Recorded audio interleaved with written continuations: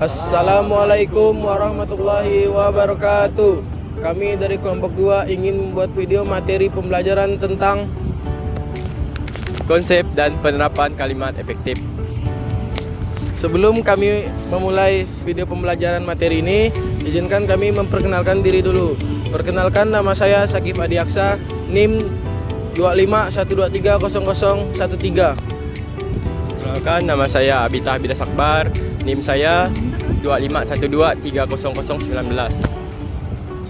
Perkenalkan, nama saya Dede Satrio dengan NIM 25123005. Perkenalkan, nama saya Winnie Rahmadanti dengan NIM 2512300017. Saya akan menjelaskan latar belakang dari konsep dan penerapan kalimat efektif. Kalimat efektif merupakan bagian penting dalam kegiatan berbahasa, karena kalimat mengandung unsur apa atau siapa, melakukan apa atau dalam keadaan apa, di mana, kapan, dan sebagainya.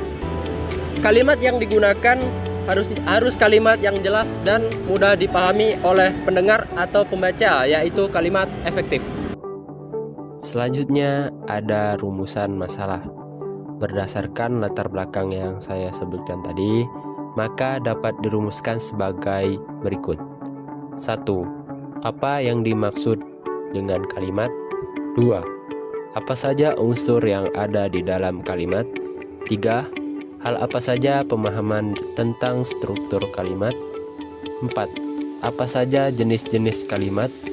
5. Apa yang dimaksud dengan kalimat efektif? 6. Apa saja syarat dan ciri kalimat efektif? 7. Apa saja struktur kalimat efektif?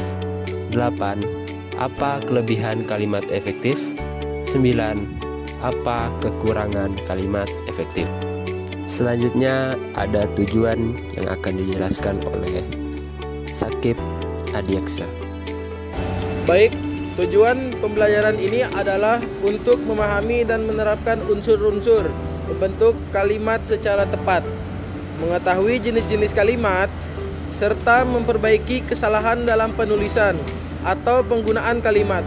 Selain itu, bertujuan untuk meningkatkan kemampuan menulis kalimat yang efektif, jelas, dan terstruktur, membiasakan penggunaan bahasa Indonesia yang sesuai kaidah, serta mengembangkan keterampilan menyusun kalimat yang padat makna dan mudah dipahami.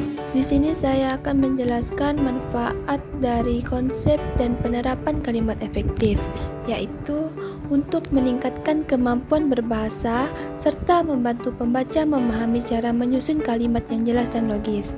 Selain itu, pembahasan ini juga menyadarkan pentingnya penggunaan kalimat efektif dalam komunikasi tulis maupun lisan. Pengetahuan tentang kalimat efektif sangat berguna dalam penyusunan berbagai karya ilmiah seperti makalah, skripsi, dan laporan. Dengan memahami kalimat efektif, seseorang dapat membentuk sikap positif terhadap penggunaan bahasa sesuai kaidah dan tujuan komunikasi, serta menumbuhkan kesadaran berbahasa Indonesia yang baik dan benar. Selanjutnya adalah pengertian struktur kalimat. Nah, struktur kalimat terdiri dari subjek, S, dan predikat P dengan objek, pelengkap, dan keterangan. Struktur kalimat ini bervariasi, namun karena adanya pola sintaksis yang teratur menjadi dasar makna yang jelas. Nah, contoh struktur kalimat yaitu adalah ayah membaca koran. Yang kedua, contoh kedua adalah Sipa membersihkan sampah di rumahnya. Selanjutnya adalah unsur kalimat. Unsur kalimat adalah peran atau jabatan yang dimainkan oleh setiap bagian dalam sebuah kalimat yang dalam istilah bahasa disebut fungsi sintaksis. Unsur kalimat ini meliputi subjek, predikat, objek, dan keterangan. Subjek merupakan salah satu fungsi dalam kalimat yang merupakan bagian subjek yang menjadi pokok kalimat. Contohnya, ibu memasak nasi. Anak itu sedang bermain. Predikat merupakan salah satu fungsi di dalam kalimat yang merupakan bagian predikat yang menjadi unsur utama di dalam kalimat. Contoh predikat, Budi membaca buku. Pemandangan itu sangat indah. Objek. Objek merupakan salah satu fungsi di dalam kalimat yang kehadirannya bergantung pada jenis predikatnya. Contohnya, adik membaca puisi, ayah memperbaiki mobil. Keterangan. Keterangan adalah unsur kalimat yang kehadirannya bersifat tidak wajib atau opsional. Contohnya, dia menulis surat dengan pulpen. Ani pergi untuk berbelanja. Selanjutnya adalah jenis-jenis kalimat. Kalimat mempunyai peran penting dalam kajian bahasa satuan linguistik yang sudah kita ketahui sebelumnya. Mencapai tataran kalimat adalah kata dan frasa yang dapat mengartikan makna secara lengkap dan jelas. Oleh karena itu, perlu diketahui terlebih dahulu bahwa untuk dapat memahami maksud atau tujuan terkandung dalam kalimat dengan baik. Jenis-jenis kalimat berdasarkan sintaksis. 1. Kalimat pernyataan atau deklaratif. Kalimat yang dipakai untuk menyatakan suatu berita. Kalimat berita yaitu bersifat bebas, boleh langsung atau tak langsung, aktif atau pasif, tunggal atau majemuk, berorientasi menurun, dan kalimatnya diakhiri tanda titik.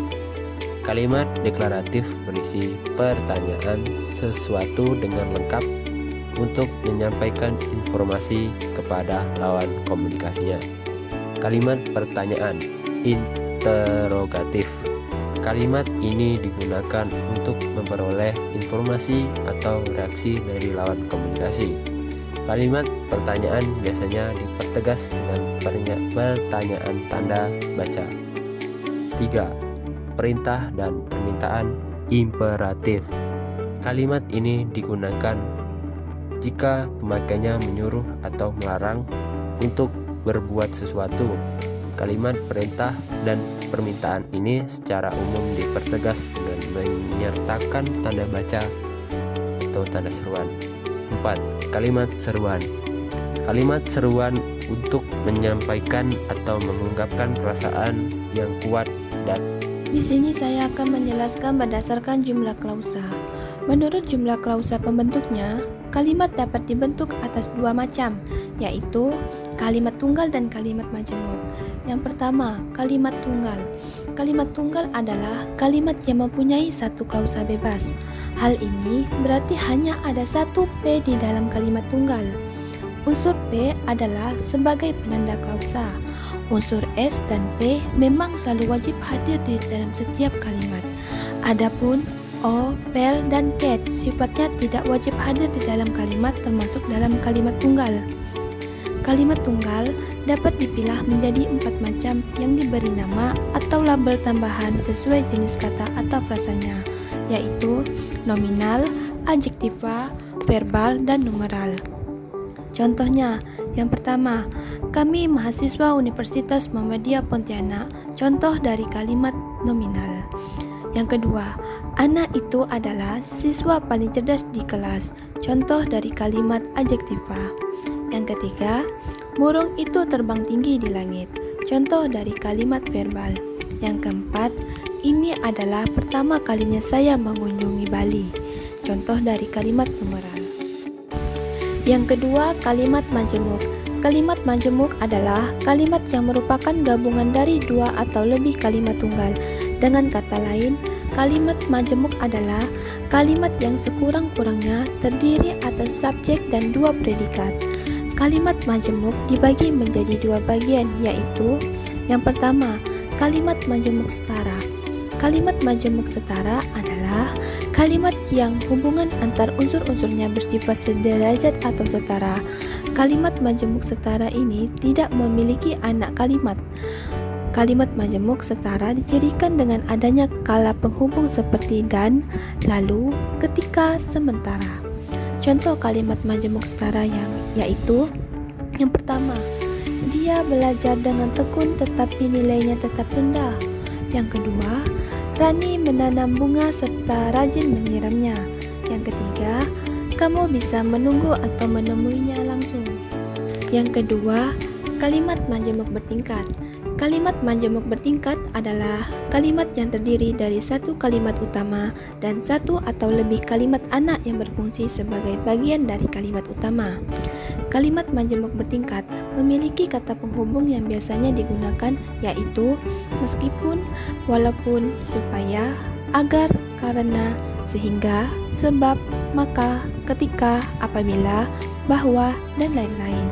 Contoh dari kalimat majemuk bertingkat adalah yang pertama, saya belajar dengan giat karena ingin lulus. Yang kedua, dia datang terlambat karena macet. Dan poin yang terakhir dari jenis-jenis kalimat adalah berdasarkan pengucapan. Kalimat yang berdasarkan pengucapan terbagi menjadi dua, yaitu kalimat langsung dan tidak langsung.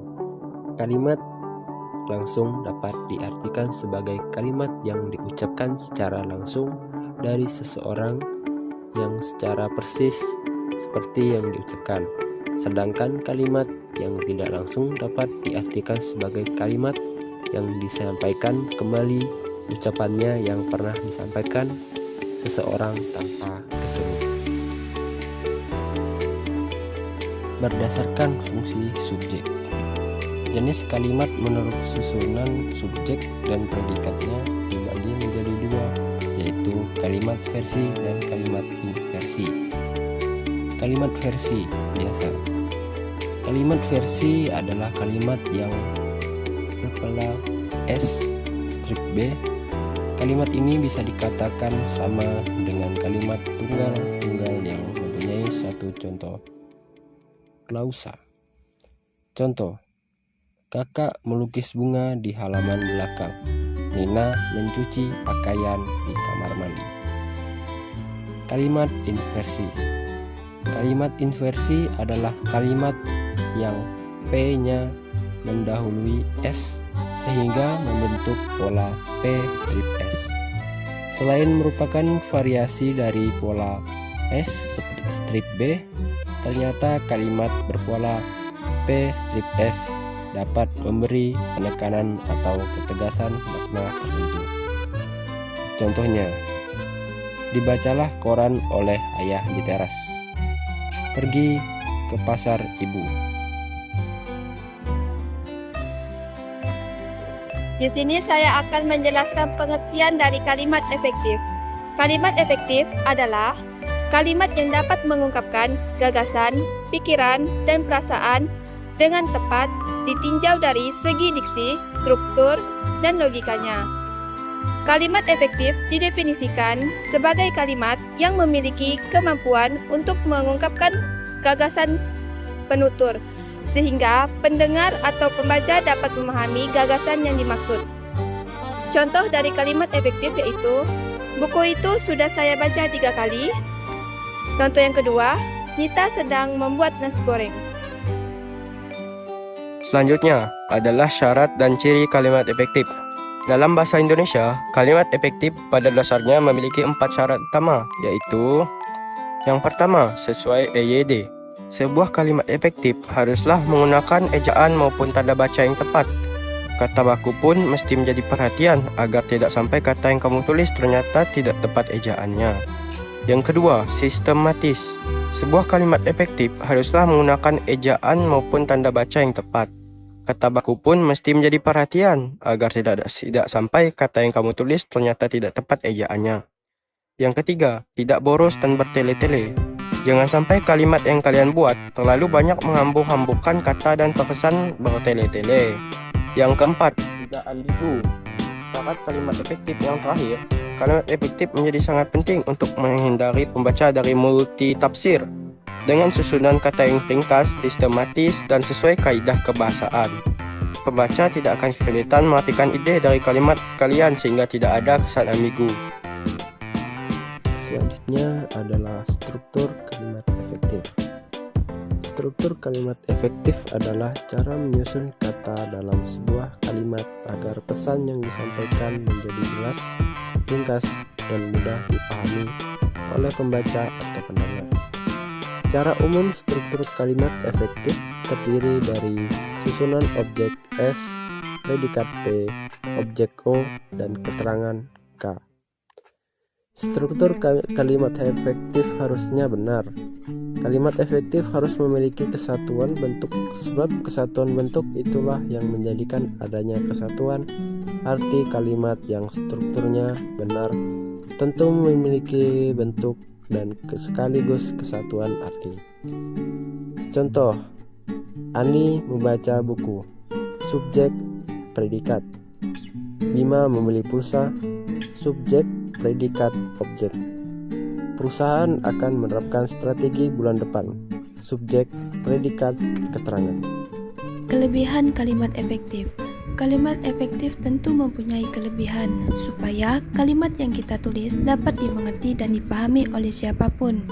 Contoh kelebihannya yaitu: yang pertama, memiliki subjek dan predikat yang jelas. Yang kedua, tidak memiliki subjek ganda. Yang ketiga, kata yang bersifat tidak ambigu. Yang keempat, tidak terdapat kata penghubung yang berlebihan. Yang kelima, menggunakan kata baku dan sesuai dengan kaidah ejaan. Yang keenam, menggunakan kata yang mudah dipahami oleh pembaca. Yang ketujuh, menggunakan tanda baca yang tepat. Yang kedelapan, menggunakan kalimat yang singkat, jelas, dan padat. Adapun kekurangan kalimat efektif. Kalimat efektif juga memiliki kekurangan sehingga dapat mempersulit pembaca. Dikarenakan ini, tertentu kalimat efektif mempunyai contoh kekurangan yaitu: 1. Tidak memiliki subjek dan predikat. 2. Kalimat yang tidak logis. 3. Tidak terdapat subjek ganda. 4. Menggunakan kata penghubung yang berlebihan. 5. Menggunakan kata yang bersifat ambigu. 6. Tidak menggunakan kata baku sesuai dengan kaidah ejaan. 7. Menggunakan kata yang sulit dipahami oleh pembaca. Selanjutnya adalah kesimpulan. Berdasarkan konsep dan penerapan kalimat efektif, dapat disimpulkan bahwa kalimat yang efektif adalah kalimat yang dapat menyampaikan pesan atau gagasan secara jelas, padat, dan mudah dimengerti oleh pembaca maupun pendengar. Keefektifan kalimat ditentukan oleh beberapa unsur seperti kesatuan, kepaduan, kehematan, ketepatan, dan kejelasan. Dengan menerapkan kalimat efektif, komunikasi dalam bahasa Indonesia menjadi lebih terarah dan tidak menimbulkan kesalahpahaman.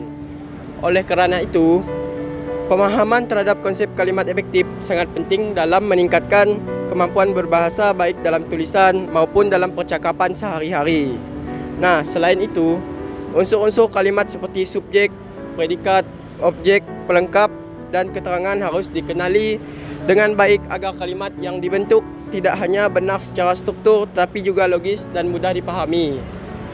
Dengan memahami seluruh aspek ini, seseorang akan lebih mampu menyusun kalimat yang tidak hanya benar secara tata bahasa tetapi juga kuat dalam menyampaikannya.